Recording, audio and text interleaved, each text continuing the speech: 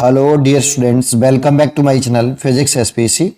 In AC voltage VI 140 sin 100 pi t volt is applied to the primary coil having 200 turns.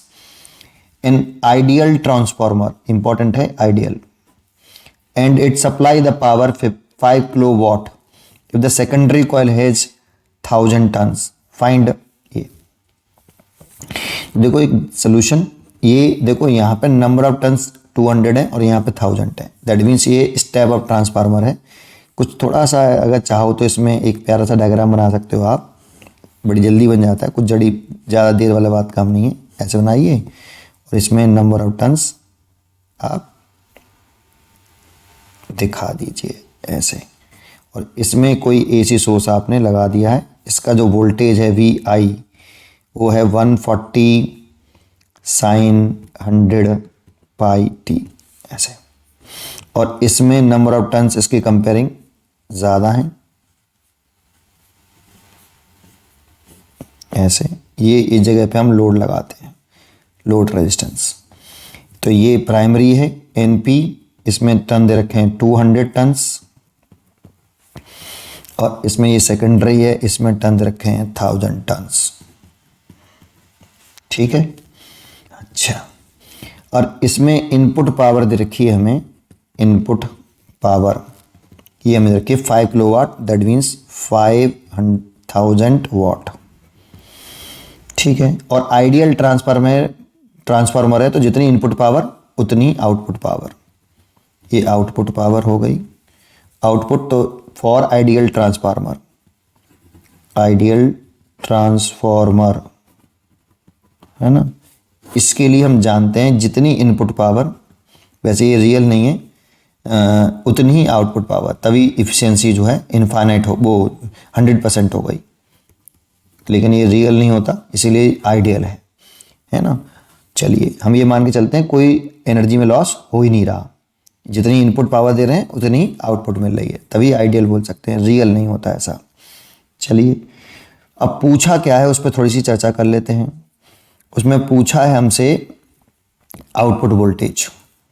अच्छा, यहाँ पे एक बात ध्यान रखने वाली है, ये ऑल्टरनेटिंग वोल्टेज दे रखा है ऐसे। ये रियल वोल्टेज है, लेकिन हम लिखते हैं हमेशा VRMS वोल्टेज को, हम प्राइमरी कॉइल का वोल्टेज मानते थे, VRMS वोल्टेज को मानते थे बेटा। जो अब आप EP और ES लिखते थे ना, ये VRMS वोल्टेज को लिखते थे, ये ध्यान रखना बेटा। ये सेकेंडरी कॉइल का VRMS और ये प्राइमरी कॉइल का VRMS। ये उसने टाइम डिपेंडेंट वोल्टेज दे दिया है यहाँ पे, लेकिन जब हम इसे लिखते तो वर्चुअल वोल्टेज में लिखते थे, VRMS वोल्टेज में, रूट मीन स्क्वायर वोल्टेज में। तो यहाँ पे इसकी कंपेयरिंग करिए पहले। VI बराबर V0 peak value sine omega T से, तो इसमें पीक वैल्यू दे रखी है आपकी 140 वोल्ट, और इसे आप VRMS प्राइमरी कॉइल का निकालो, जिसे हम EP बोलते थे इस ट्रांसफार्मर वाले केस में।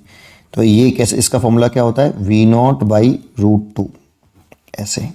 तो V0 तो 100 है और √2 की वैल्यू 1.4 दे रखी है हमें। यहाँ पे कह रहा है कि √2 टेक 1.4, क्वेश्चन में ऐसा बोला है बेटा। ठीक है, तो इससे काट देंगे, तो ये देखो पॉइंट उठाएंगे तो 0 हो जाएगा, तो ये 100 आएगा बेटा आपका, तो 100 वोल्ट हो जाएगा EP।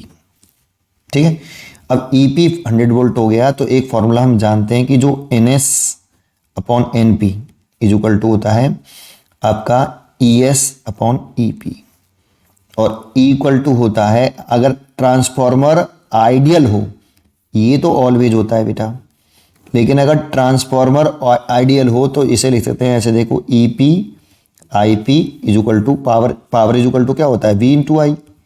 तो V है ये, I ये है, तो इसे लिख सकते हैं ES IS। तो यहाँ से ES/EP निकालते हैं तो IP/IS आता है। ये हमेशा वैलिड नहीं होता, ये आइडियल ट्रांसफार्मर में ही होता है, तो इसीलिए ये तो हमेशा होगा। लेकिन जो आप ये बराबर लिख रहे हो, ये आइडियल ट्रांसफर वाले केस में ही लिखना, सब में मत लिखना। ठीक है, अब NS की वैल्यू हमें क्वेश्चन में गिवन है कितनी, 1000, और NP की वैल्यू हमें क्वेश्चन में गिवन है 200। ES हमसे पूछ रहा है ना, आउटपुट वोल्टेज, पूछा ना द आउटपुट वोल्टेज, तो ई एस हमसे पूछ रहा है और ई पी की वैल्यू दे रखी है हमें कितनी, ई पी की वैल्यू दे रखी है 100। तो देखो इससे ये कट गया 2 बार और 2 से काट दो 500 बार, तो ई एस बराबर 500 वोल्ट। ये देखो एक तो ये आ गया हमारा आंसर पहले वाले पार्ट का है, फर्स्ट पार्ट का। दूसरे में कह रहा है instantaneous voltage across the secondary coil, ये भी तो आउटपुट वोल्टेज तो सेकेंडरी कॉइल का है। फिर ये कौन सा इंस्टेंटेनियस वोल्टेज है, जानते हो ये टाइम डिपेंडेंट वोल्टेज होता है, इसको किसी इंस्टेंटेनियस वोल्टेज बोलते हैं, voltage alternating voltage at particular time बोलते हैं, है ना। तो ये इसी फॉर्म में पूछ रहा है हमसे, इस वाले फॉर्म में। तो एक छोटी सी बात आपको यहाँ ध्यान रखनी है, देखो मैं आपको बताता हूँ कि वो बात क्या है। वो बात है कि the phase difference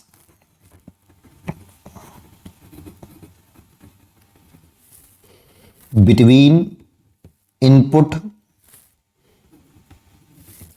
and output voltage, output voltage in an ideal transformer is 180 degree, that means pi radian. लेकिन ये सभी ट्रांसफर के लिए नहीं, केवल आइडियल ट्रांसफार्मर के लिए कहानी होती है। अदरवाइज ट्रांसफार्मर अलग अलग के लिए फेज अलग अलग होते रहते हैं, बदलते रहते हैं फेज। तो कौन से टाइप का ट्रांसफार्मर है इस बात पर डिपेंड करता है। देखो मैंने थोड़ा सा ये सर्चिंग कर रखी है गूगल पे, आप भी सर्च कर सकते हो इसको, क्योंकि ये पॉइंट किताबों में बहुत कम मिलता है।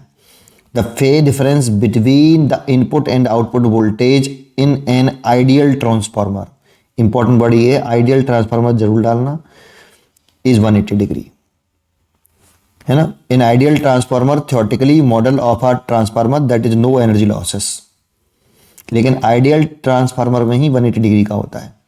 अगर ट्रांसफार्मर देखोगे तो उसमें बदलता रहता है बेटा, है ना, ये बस इंपॉर्टेंट है। तो इसमें इसीलिए जब हम सेकेंडरी कॉइल का अक्रॉस जो क्या लिखेंगे हम, आउटपुट वोल्टेज लिखेंगे। इसने इनपुट के लिए वी आई यूज़ किया है तो आप आउटपुट के लिए वी ओ यूज़ कर लो, लेकिन वी ओ ऐसा लग रहा है पीक वैल्यू हो गई, इसीलिए मैं वी एस यूज़ कर लेता हूँ। Is equal to peak voltage, peak voltage लिखना पड़ेगा इसका सेकेंडरी कॉइल का, और यहाँ साइन, और जो आपका पहले वोल्टेज था ओमेगा टी था या 100 पाई टी था, तो 100 पाई टी ही आएगा, बस फेज बढ़ा देंगे हम 180 डिग्री। 180 डिग्री ज़्यादा होता है फेज बेटा इसका, इनपुट से आउटपुट के कंपेयरिंग, है ना भाई। इसकी इक्वेशन तो हमें दे रखी है इतनी, तो इसका फेज 180 इंक्रीज कर देते हैं। लेकिन ये वोल्टेज निकालना पड़ेगा इससे, क्योंकि जो ई एस वोल्टेज होता है ये एक्चुअल में V R M S voltage होता है, मैंने लिखा भी था ये रहा, in secondary coil, in secondary coil इसे लिखेंगे तो V0S बटे √2 लिखना पड़ेगा, और इसकी वैल्यू रखी हमें 500 और ये √2, ये V0S निकले आएगा। तो 500 √2 की वैल्यू 1.4 दे रखी है V0S, तुम इस दोनों का मल्टीप्लाई करना 700 आ जाएगा V0S ये, इसीलिए V0S की वैल्यू हो गई 700, तो ये हो गई। और साइन ये मैंने ऐसे क्यों लिखा समझ में आया, फेज में डिफरेंस है बेटा, वो फेज डिफरेंस जानते हो, ये एसी इनपुट वोल्टेज का फेज होता है, इसे फेज बोलते हैं। तो ये वाला phase, in AC input voltage का फेज जो है वो 100 पाई टी है, और इसका फेज कितना है 100 पाई टी प्लस 180, तो फेज में डिफरेंस 180 का लाना था ना, तो ले आए। तो 100 पाई टी, 100 पाई टी, पर इसे 180 में नहीं लिखते हैं, रेडियन में लिखते हैं, इसलिए पाई लिख देना, और बस इतना ही सॉल्व करना, ये आंसर हो गया हमारा। इससे आगे बढ़ाने की जरूरत नहीं है सॉल्यूशन, ये आंसर हो गया, आउटपुट वोल्टेज निकल आया। अब हमसे पूछ रहा है current in the secondary coil. अगर current in the secondary coil पूछ रहा है तो current in the secondary coil में आप ये वाला फॉर्मूला लगा लो बेटा, NS/NP, और प्राइमरी कॉइल में करंट दे रखी है क्या, current in the secondary coil, है ना। एक सेकेंड, देखो इससे नहीं, इससे करना बेटा, P input is equal to P output. इससे क्यों, क्योंकि इससे करोगे ना, इससे तो रिजल्ट आएगा ही नहीं, क्योंकि IP दे रखा नहीं हमें, फिर सर इससे कैसे करें, तो इससे कर लो, इनपुट पावर हमें दे रखी है सीधी सीधी 5000, ये देखो ये रही, तो ये 5000 हो गई। और आउटपुट पावर में लिख दो ES और IS, और ये हमसे पूछ रहा है IS हमने निकाल रखा है 500, तो ये इतना और ये 500 निकाल रखा है। ES हमने निकाल रखा है, देखो 500 ES इंटू IS, तो इससे कट गया, तो IS इज इक्वल टू आ गया 10 एम्पियर। ये आपका थर्ड पार्ट हो गया, ये आपका सेकंड पार्ट हो गया, और ये फर्स्ट पार्ट था आपका। उम्मीद करता हूँ कि आपको ये क्वेश्चन जरूर समझ में आया होगा और अच्छे तरीके से समझ में आया होगा। पढ़ते रहिए और खुश रहिए।